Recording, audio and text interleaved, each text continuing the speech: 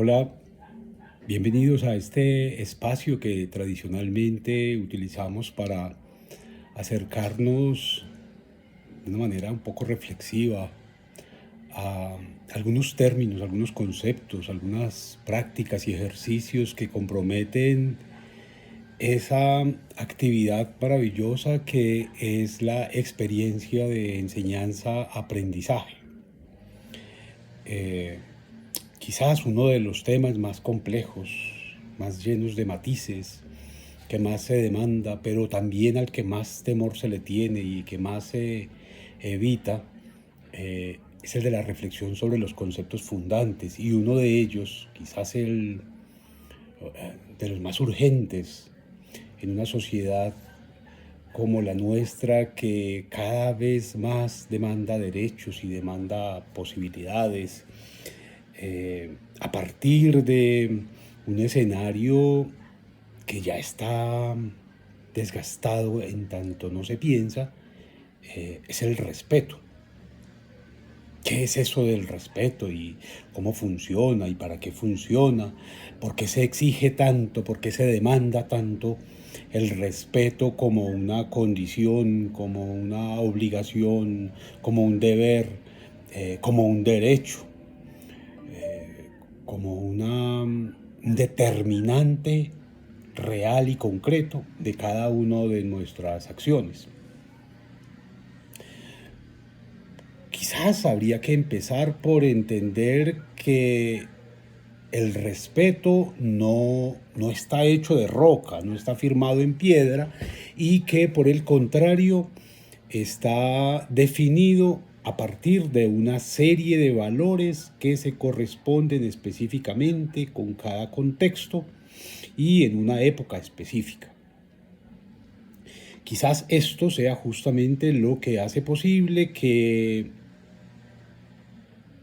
se demande respeto a partir de equivocaciones, es decir, a partir de tiempos que ya no son, de prácticas que no suceden, de actividades y de acciones que no tienen fundamento hoy, pero que en la memoria de quienes viven en el pasado resultan absolutamente necesarias. Repito que el respeto depende del lugar, depende de la época, depende del contexto y de las condiciones. Vamos a ver que poco más allá de 2 décadas de haber comenzado el siglo XXI, todavía hay quienes demandan el respeto como lo heredaron de sus abuelos, como lo vivieron o les fue demandado por parte de sus padres. Y pues resulta absolutamente equivocado, porque los valores que nos habitan hoy, que nos definen hoy, que nos determinan hoy en pleno siglo XXI, en el 2022, finalizando casi, eh, son otros, tienen otra funcionalidad, responden a otros problemas, a otras posibilidades. Y en ese sentido, para entender qué es el respeto y cómo funciona en nuestra cotidianidad, cómo determina nuestras formas de relacionarnos con los otros y sobre todo con nosotros mismos, pues tendríamos que hacer un ejercicio de identificación de cuáles son los valores con los que nos estamos moviendo hoy en el mundo, qué nos están definiendo, qué se nos están demandando. Los valores, por supuesto, que se están modificando de acuerdo con algunas exigencias del propio entorno. Hace 30 años madrugar era un valor y trabajar era un valor y guardar silencio era un asunto que era entendido como respeto. La obediencia, el sometimiento, eran prácticas que se entendían en esos escenarios del siglo pasado, del siglo antepasado, de hace 10 siglos tal vez, como respeto. Hoy no, porque hoy nos hemos hecho al reconocimiento de unas libertades, de unos derechos legítimamente constituidos por demás, que distan de la obligación, por ejemplo, de obedecer. ¿A quién se obedece y por qué se obedece?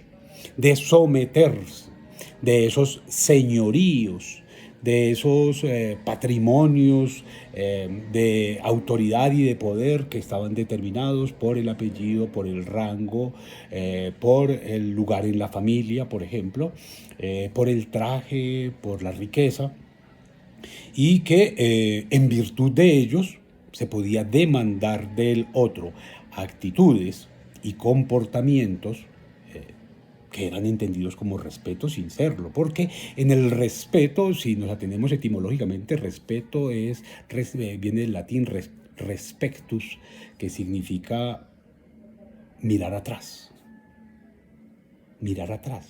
como ver dos veces, como revisar lo que ya vi.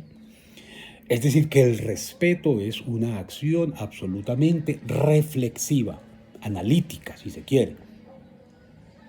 No es respeto la obediencia en ningún caso, porque en la obediencia no hay posibilidad reflexiva, hay simplemente el sometimiento de la voluntad. Y en ese sentido, en ejercicios de aula, por ejemplo, pensar que respeto es estar en silencio, no moverse, quedarse callado, repetir lo que Magister Dixit,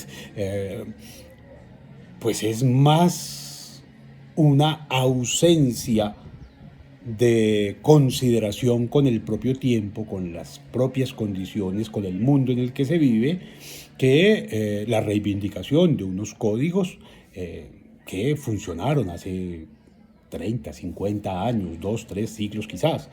Es decir, intentar pensar hoy el respeto de la manera que que se heredó de padres o de abuelos o de bisabuelos, es tan tonto como pretender que tenemos que comportarnos como en la Edad Media o tiempos atrás, pues. Porque ya los señoríos no existen, porque ya el feudalismo no existe, porque ya el capitalismo inclusive se pone en crisis frente a otro tipo de modelos, porque las tecnologías, porque el derecho mismo mutó, se va adaptando a las nuevas condiciones, a las nuevas posibilidades, a los nuevos ejercicios de poder, de adquisición, de transición de las sociedades, de modificación, de eso que llamaría Darwin de la evolución.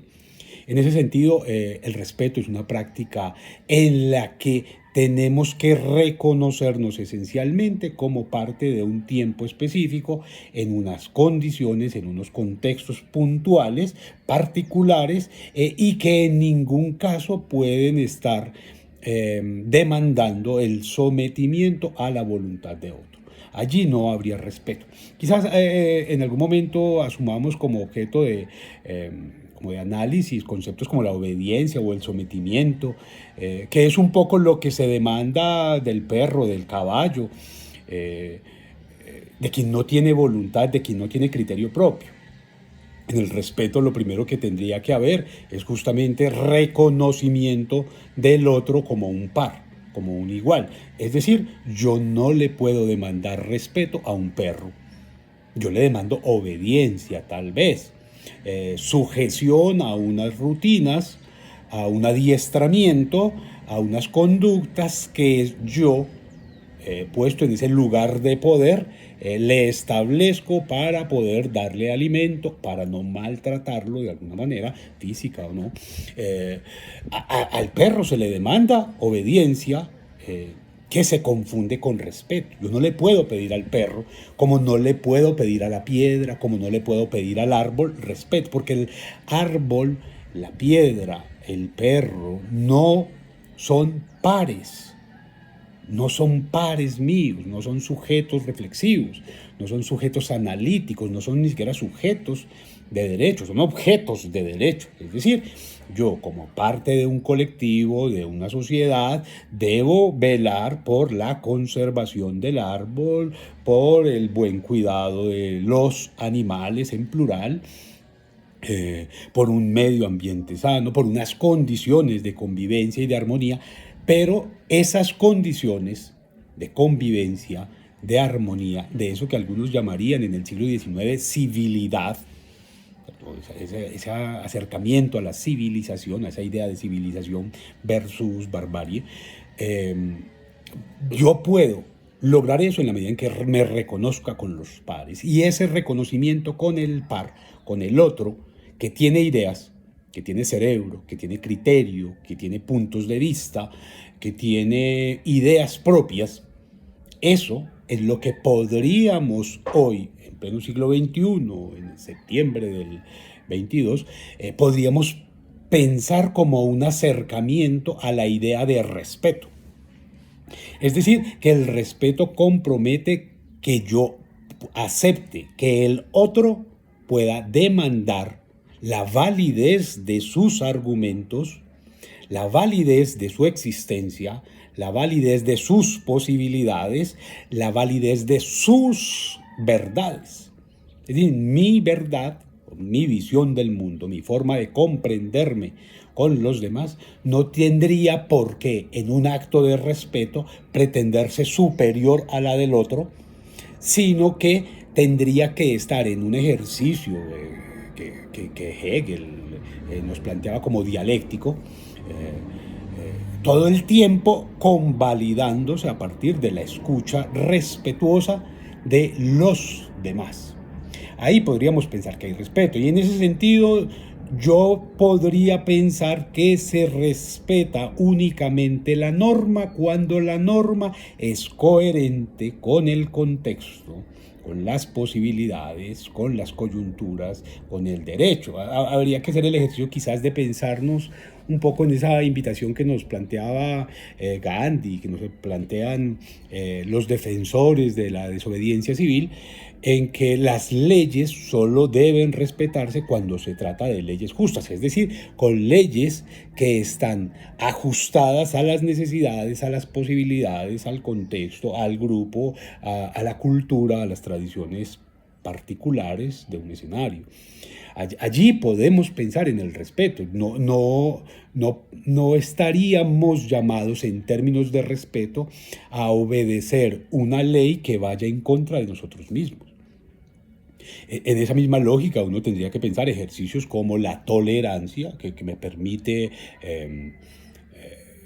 asumir una actitud serena frente a las diferencias, cuando esas diferencias no atentan contra la integridad o contra la existencia propia. Es decir, yo puedo aceptar el discurso de un otro que sea distinto, por supuesto, la argumentación, las respuestas, las interpretaciones, los análisis que hace un otro que es distinto, mientras que esos discursos que me presenta el otro no comprometan la existencia simbólica o concreta de unos otros. Es decir, yo puedo entender que el otro exprese su malestar, pero cuando su malestar ya se vincula con prácticas de eliminación del otro, ya no puedo de ninguna manera pretender que eso es tolerancia, que eso se equivale con el respeto en ese caso, sino que tengo que detenerlo, tengo que impedirle la acción, porque la acción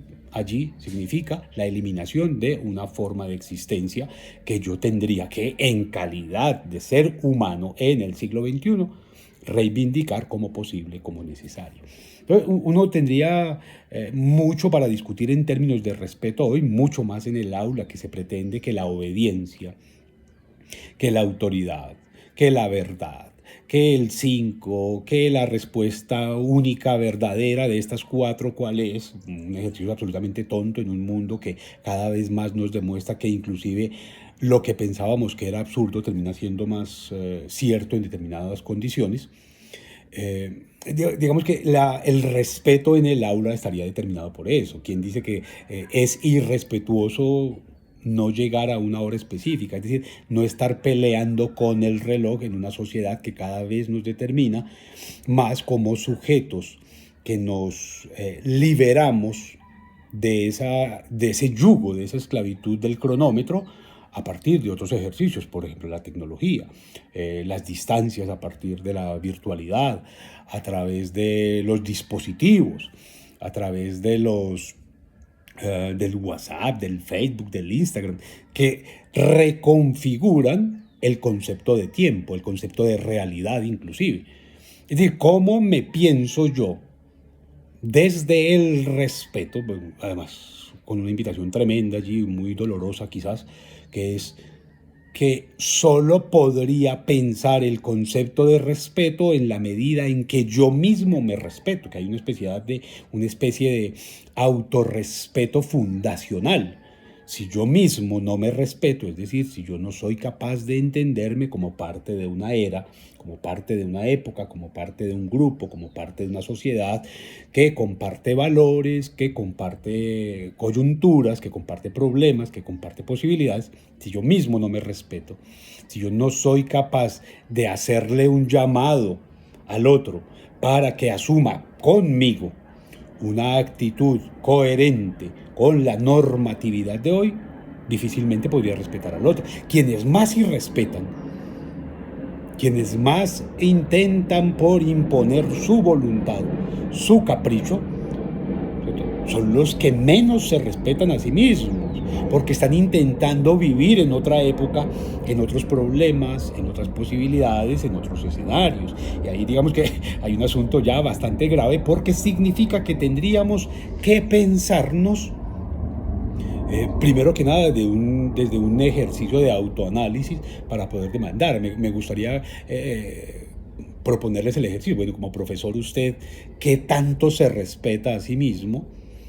¿Qué tanto se cuida? ¿Qué tanto se cultiva? ¿Qué tanto promueve un ejercicio propio de crecimiento constante en ese saber o en esa práctica, en ese ejercicio que tanto le interesa y que pretende que otros emulen, como para demandar que sean los otros los que lo tomen a usted como ejemplo? De ahí estaría el primer ejercicio de respuesta. Si usted no lee, ¿cómo puede demandarle al otro que lea? Si usted no escribe, ¿cómo le puede pedir al otro que haga ejercicios de escritura? Si usted no es capaz de hacer un ejercicio de autoevaluación propia, ¿cómo pretende evaluar a los demás? Si usted no es capaz de crear, de desarrollar contenidos, de presentarse en eventos públicos para fundamentar sus ideas, si usted no es capaz de ir a un congreso, si usted no es capaz de asistir a un seminario, si usted no lo está haciendo de manera constante, ¿cómo puede pretender que esos que están en el aula con usted construyendo conocimiento tengan que pararse frente a usted a rendirle cuentas de sus limitaciones en ejercicios que todavía de manera misteriosa se llaman exposiciones o sustentaciones o evaluaciones o exámenes? Si usted mismo no se examina, ¿cómo puede ir a examinar a otros? Claro, el ejercicio es doloroso en tanto que pone en evidencia cuáles son las reales y concretas falencias que tiene cada sujeto como parte de un colectivo. Pero digamos que el ejercicio del respeto tendría que empezar por allí. Yo respeto tanto a mis estudiantes que me someto a la evaluación de ellos, por ejemplo. Pero antes que nada a la evaluación propia mía. Pero ¿qué hacemos cuando el estudiante empieza a hacer preguntas? ¿Qué hacemos cuando el estudiante trae otras interpretaciones, otras experiencias, otras lecturas, otras posibilidades, otras verdades? ¿Qué hacemos? ¿Cómo lo asumimos? ¿Qué tanto somos capaces de potenciar esa diferencia para explorar otros escenarios y no lo que convencionalmente se hacía? Yo quiero pensar que eso es en pasado. No intentamos torcerlo hacia las limitaciones propias que tenemos nosotros.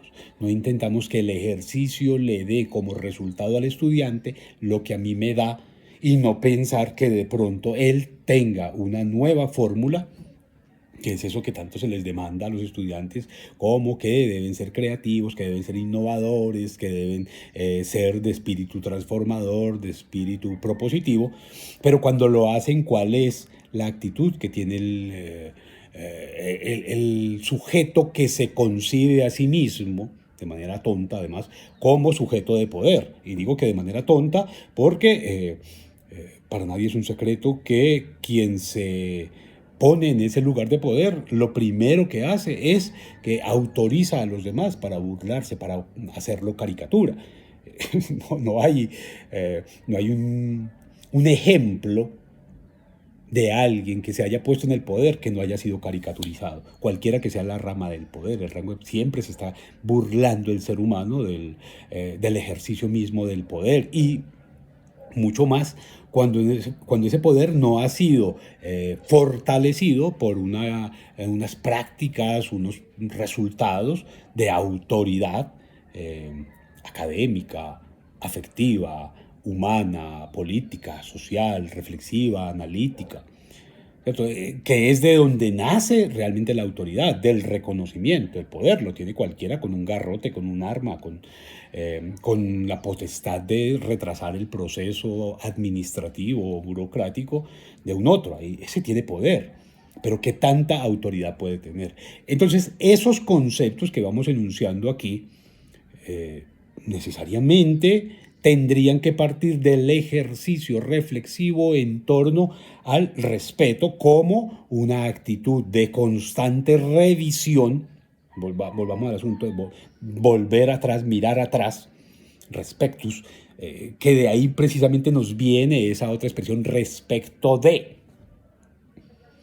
Es decir, que tenemos un punto de referencia para identificar las transformaciones y las modificaciones. ¿Será respeto la obediencia? No. ¿Será respeto el sometimiento? No. ¿Será respeto el silencio cuando hay verdades que decir o cuando hay otras formas por entender? Yo creo que no. Creo que eso, más que respeto, se convierte en una especie de dictadura del abuso, de tiranía, de esa palabra que tan de moda está hoy, es del patriarcado, ¿cierto? Es que el padre lo dijo, es que el profesor lo dijo, es que el jefe lo dijo, es que mi hermano lo dijo, es que el libro lo dijo, el maestro lo dijo. Hay una especie de dictadura tonta. El cargo me autoriza para... Nadie puede tocar esto porque esto es parte de mi escenario único de poder, esto es mi responsabilidad y entonces nadie... Eso no es respeto, eso es terror, eso es temor, eso es inseguridad absurda en un mundo que nos ofrece cada vez más la posibilidad de fortalecernos a partir de digamos, de este universo gigantesco de información al que tenemos acceso de manera total, de manera plena, a través de redes, de libros, de revistas, de asistencias a eventos, de conversaciones, de discusiones. Intentar seguir procurando que todos tienen que obedecer y que eso es respeto, es más un acto de pequeñez mental, de ausencia de criterio propio. Pretender que todos tienen que someterse sigue siendo todavía hoy un ejercicio de dictadura, de control que ya no tiene sentido y que cada vez más genera burla, genera risa, y que por el contrario lo que ha propiciado, si ustedes hacen el ejercicio un poco más amplio, más allá de lo individual a lo colectivo, tremendas manifestaciones y revoluciones que han logrado justamente convalidar esa necesidad de entendernos en unos valores que todavía hoy en el aula no se han pensado.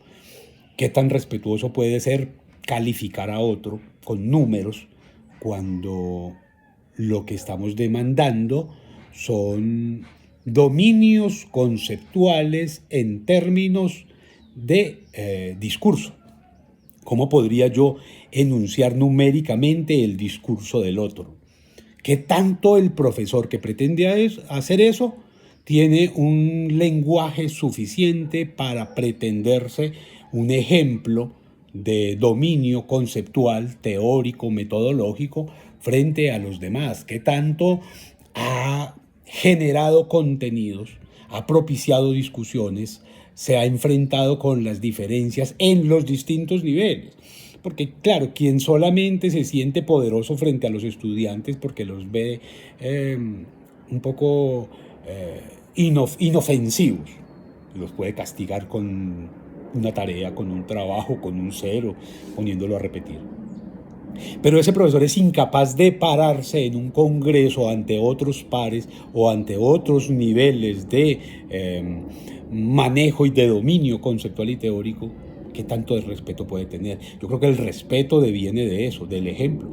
Si usted se siente con capacidad para evaluar, párese a que lo evalúen también. Vaya al congreso, Vaya al seminario, vaya al simposio, dé conferencias, escriba artículos, publique en las redes, muestre su conocimiento. Y allí, de verdad, esos estudiantes que han sido formados en otros códigos, en otros valores, en otros contextos, de verdad que le van a mirar a usted con respeto, porque usted va a ser el referente desde el cual ellos van a trabajar. Bien, nos encontramos en otro escenario para seguir abordando estos temas, estos términos y estos conceptos que nos vinculan en el ejercicio y la práctica de la experiencia de enseñanza-aprendizaje.